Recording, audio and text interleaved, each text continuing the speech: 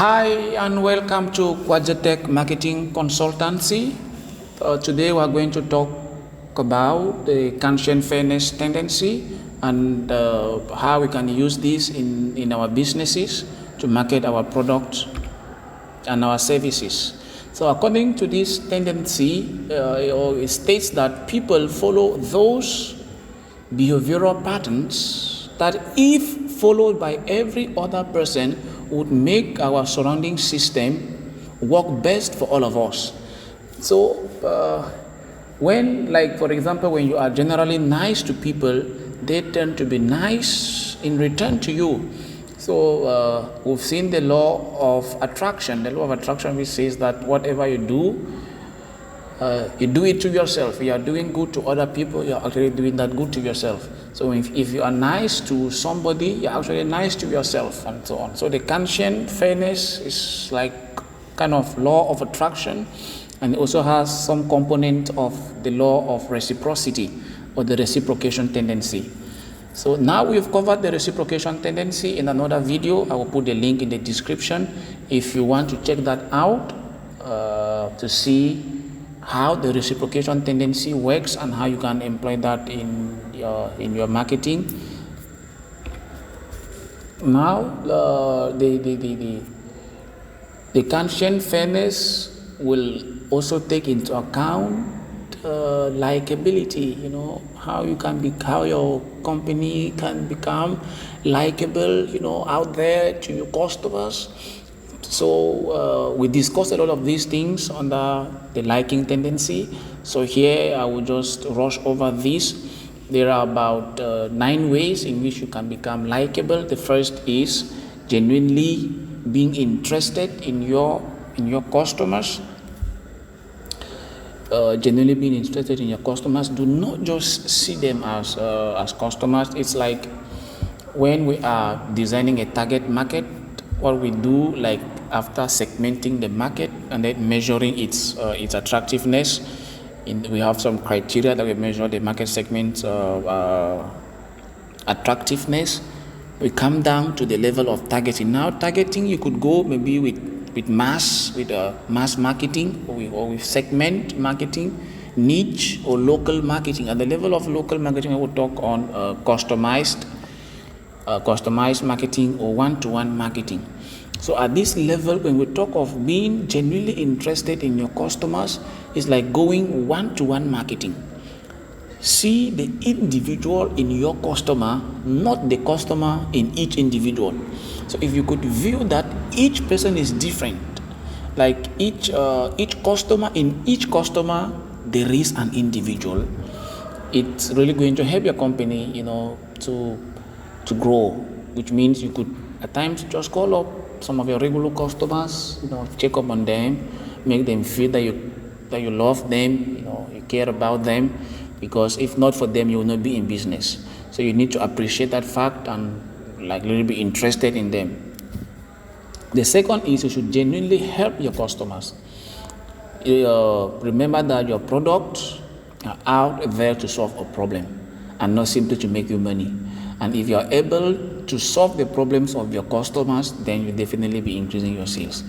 Now, always smile to your customers. The smiling effect, like we explained in the other video, I will be putting the link in the description below of the liking tendency. We said when you smile to somebody, it triggers those mirror neurons. Mirror neurons are some sensory cells that are triggered in the human brain when we are doing some activity that requires movement, or when we observe other people do activities that require movement. During these activities, those neurons are activated and they store some images in our brain. So when you smile to somebody, 99.9% of the times the person smiles back at you, because his or her mirror neurons are being instantly activated. So as a salesperson, it is always very important to smile at your customers. That relaxes them, it keeps them in a positive mood. And when customers are in a positive mood, they are 6 times more likely to buy. So it's always important to keep your customers at that relaxed mode. The fourth way to become likable or to develop a likable brand is to know the names of your customers. Don't just be uninterested. Know their names when they come to you. I know it can be difficult to know the names of all your customers, but at least for the regular customers, you can know at least as maximum as you can know their names. So when a customer maybe come to your office and say, "Oh, Mr. John, how are you doing? Can you have a seat?" Rather than just calling him, "Oh, welcome, Mr. Individual," that's somehow disrespectful. Now, the fifth way of becoming likable is you should be a good listener and encourage your customers to talk. According to Dale Carnegie, you are a good conversationalist if you can listen very patiently. You listen without objection, without intruding the other guy.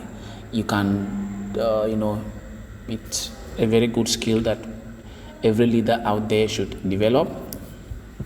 Another way, that is the sixth way to become likable, is talk on the customer's interest.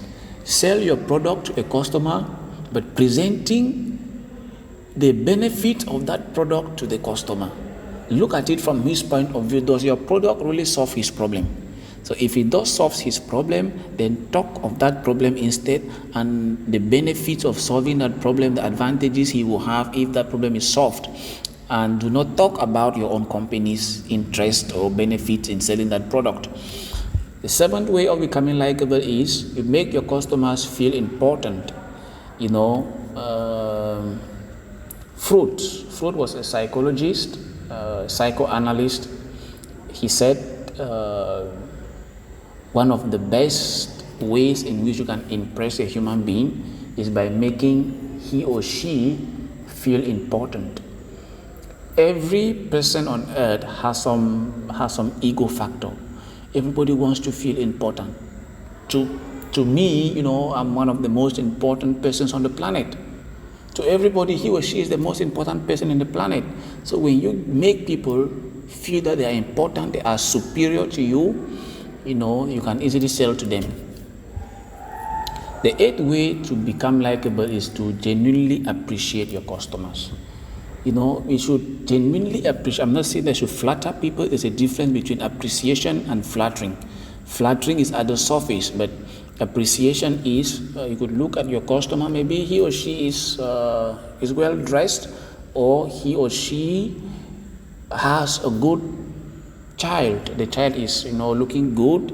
You will say, "Oh, Mr. John, I like your child," or "I like your phone. It's good. I saw you yesterday at this part of the world. You looked good. I like the way you spoke yesterday."